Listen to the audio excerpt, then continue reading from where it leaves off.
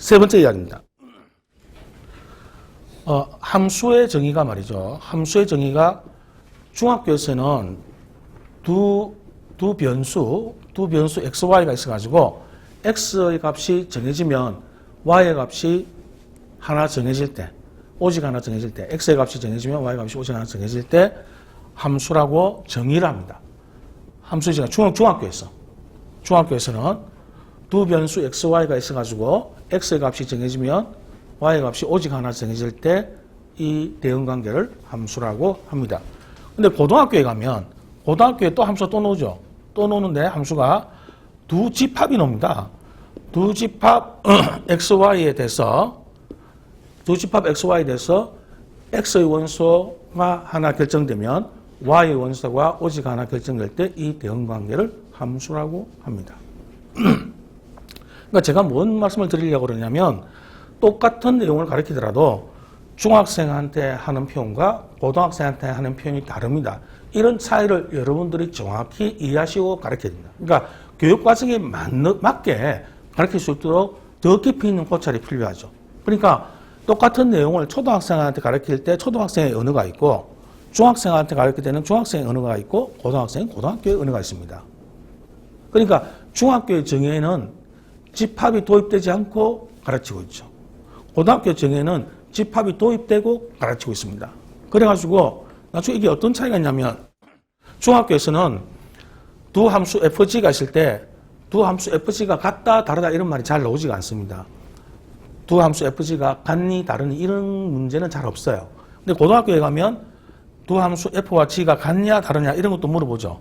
같냐 다르냐 이런 문제도 나오는데 예를 들어서 함수 fx가 x입니다. gx는 x 세제곱이에요. 자, 이거는 같은 함수인가요? 다른 함수인가요? 같은 함수인가요? 다른 함수인가요? 예, 아시는 분들 정확히 알고 계시는 분들 계시네요. 이게 이제 아무 말이 없으면 아주 정확하게 말씀을 드릴게요. 아무 말이 없으면 고등학교에서의 함수는 정의역을 실수로 봅니다. 아무 말이 없으면. 아무 말이 없으면 이 두 함수가 다른 겁니다. 왜냐하면 이건 1차 함수고 3차 함수니까 다른 거죠. 실수 전체 다른 겁니다. 그러나 조금 이제 엄밀하게 만약에 문제를 볼 때는 이것의 정의역이 만약에 0, 1, 마이너스 1이고 이것도 정의역이 0, 1, 마이너스 1이면 이 두 함수는 어떻습니까?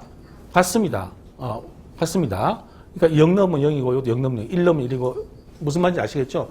마이너스 1은 마이너스 1이고 대응관계가 같지 않습니까? 그래서 두 함수는 같아집니다. 그러니까 즉 두 함수의 식은 다르지만 정의역에 따라서 두 함수는 같아질 수도 있는 겁니다. 그래서 중학교에서는 이 두 함수가 같으냐 다르냐는 질문을 잘 하질 않아요. 그냥 고등학교에 가면 정의역까지 딱 줍니다. 정의역까지 딱 주고 나면은 이제 집합을 배웠으니까 정의역까지 주고 나면 이 두 함수가 같으니 다르니를 따질 수가 있는 겁니다. 그러니까 중학교에서는 대응관계만 나온다는 이야기죠. 중학교에서는 대응관계만 집중을 하는데 고등학교에 가면 정의역이라고 하는 집합으로 표현되는 정의역이라고 하는 거 하고 엔더 대응관계가 있는 겁니다. 이 두 개로서 함수가 정의되는 거죠. 중학교의 함수의 정의는 두 변수 x, y에 대해서 변수 x의 값이 하나 결정되면 변수 y의 값이 오직 하나 결정될 때 이 대응관계를 함수로 한다. 고등학교에서는 두 집합 x, y가 있어가지고 집합 x의 원소가 하나 결정되면 집합 y의 원소가 오직 하나 결정될 때 이 대응관계를 함수로 한다. 약간 차이가 있습니다. 그래서 학생 학교 교부에 맞게 가르칠 수 있어야 한다. 박수 치면 조금 더 할게요.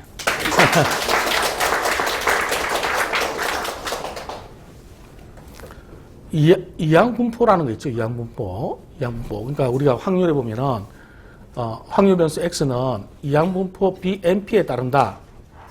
이런 말이 있죠. 이항분포 BNP에 따른다. 이게 무슨 말입니까, 이게?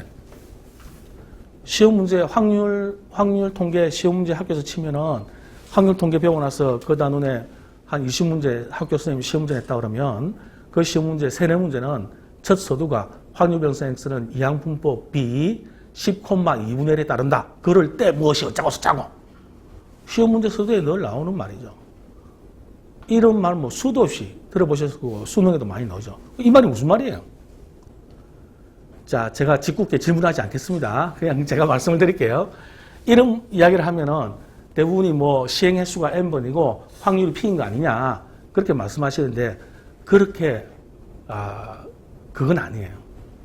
시행 횟수가 n 한 번 시행해서 일어날 확률이 p인 거 아니냐 그런 뜻이 아니고 이거는 x는 0, 1, 2, 3, 4 n의 값을 취할 수 있고 값을 취하고 0에서 n의 값을 가질 수 있고 p x 이퀄 r은 ncr의 p의 r승에 1-p의 n-r승 이런 대응관계를 가지는 함수를 이렇게 말하는 겁니다. 그러니까 뭐 시행횟수 이런 말이 있는 게 아니고 시행횟수나 확률이 있는 말이 아닙니다. x는 이항분법 b, np에 따른다는 말이 무슨 말이냐? 그것은 이 라지 x는 0에서 n의 값을 취할 수가 있고 가질 수가 있고 x가 r이 될 확률은 ncr의 p의 r승이 1-p의 n-r승이 될 때 이때 이 함수를 이렇게 줄여서 말하는 것뿐입니다. 자, 여기에 이게 뭔가요? 정의역입니다. 정의역입니다.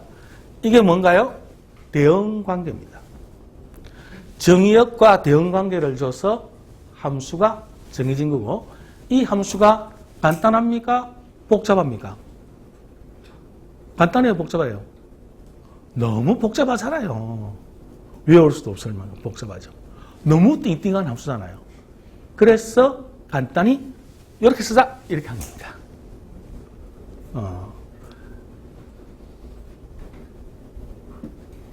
제가 이 이야기를 꺼낸 것은 이항분포라고 하는 것이 함수의 하나라는 거죠. 그래서 함수의 개념을 정확히 잡는 게 나중에 확률 통계를 정확히 이해하는 길이기도 하다는 겁니다. 그러면 조금 더 한번 이거를 더 책에 없는 이야기 하나 해드릴게요. 그걸로 마치겠습니다. 자, 보세요. 함수 y 꼴 2x제곱 플러스 3x 마이너스 1이 있습니다.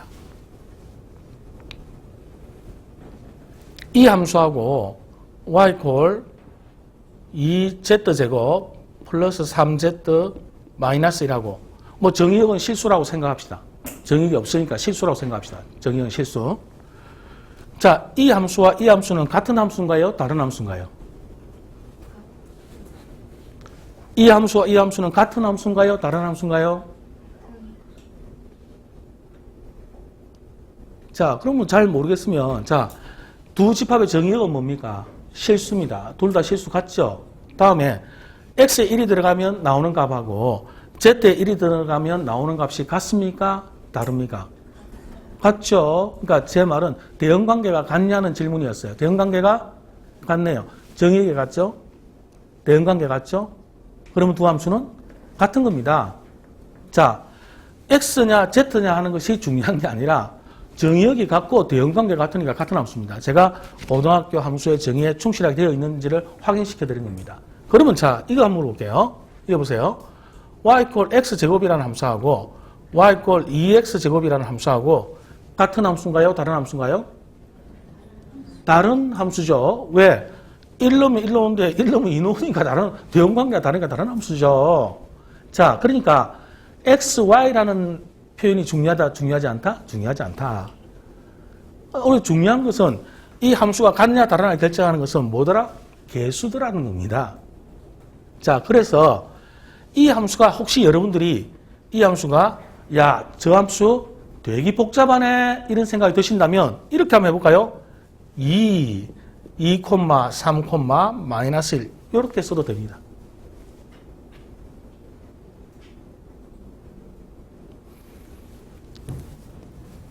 이 복잡한 함수를 2라는 큰 이자로 이렇게 추상한 거예요. 그리고 그 개수를 이렇게 썼습니다. 그러면 이거를 표현해 보세요. 이걸 표현하면 이렇게 되죠. 같은 함수입니다. 이거를 표현하면 2 크게 놓고 뭐예요? 1, 0, 0입니다. 무슨 말인지 아시겠어요? x제곱의 개수는 1이죠. x의 개수는 0이죠. 상수는 0이죠. 이 함수는 뭐예요? 2는 2차 함수라는 뜻이에요. 내가 만든 거예요. 내가 마음대로 만들었어요. 기호를. 이거는 뭐예요? 2, 0, 0이죠. 이 같은 함수예요? 다른 함수예요? 다른 함수입니다. 그러니까 제가 드리는 말씀은 여기 B라는 게 그러니까 바이노미얼 디스트리뷰션이라고 하는 이항분포라고 하는 그 B를 따온 기호에 지나지 않는 별거 아니라는 거죠. 그냥 복잡하지 B라 쓰다 이겁니다. 근데 이 함수가 달라지는 것은 뭐에 따라 달라진다? R에 따라 달라지는 게 아니라 R은 아무것도 아니에요. R은 X 이런 거, Z 이런 거예요. R은 별거 아니에요. 이 식이 달라지는 것은 N의 값과 P의 값에 따라 달라지니까 이렇게 쓰는 것 뿐입니다. N과 P의 값이 달라지면 이 식이 달라지니까, 즉 대응관계가 달라지니까 이렇게 표현한 것 뿐이에요. 자, 이 B는 뭐냐? 이런 띵띵한 이상한 식이라는 뜻이고요.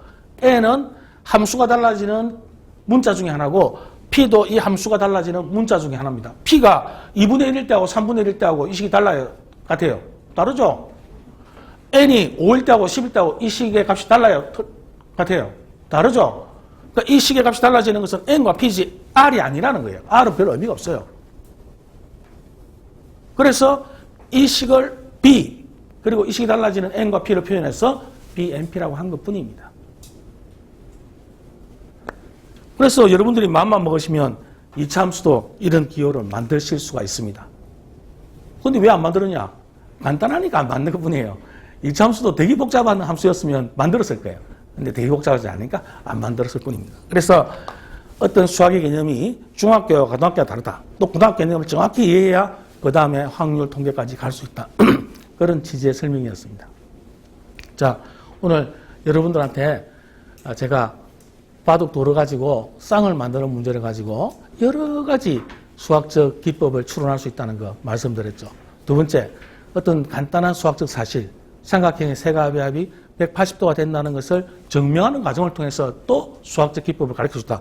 증명에서 끝나는 게 아니라 더 나아가서 거기서 어떤 수학적 기법을 추천해야 될 것이냐, 그걸 전달해줘야지 좋은 선생님이라는 이야기. 마지막으로 학교급에 따라서 그들의 언어로 가르칠 수 있게 다 돼야 되는 거예요. 중학생한테 고등학교 함수의 정의, 야, 집합, 고등학교 가면 배워. 근데 집합을 써서 막 설명하고 안 됩니다. 그 학교급에 맞게 초등학교는 초등학교 언어로, 중학교는 중학교 언어로, 고등학교는 고등학교 언어로 가르칠 수 있어야지 진정한 선생님이 되는 거다. 그런 말씀이었습니다.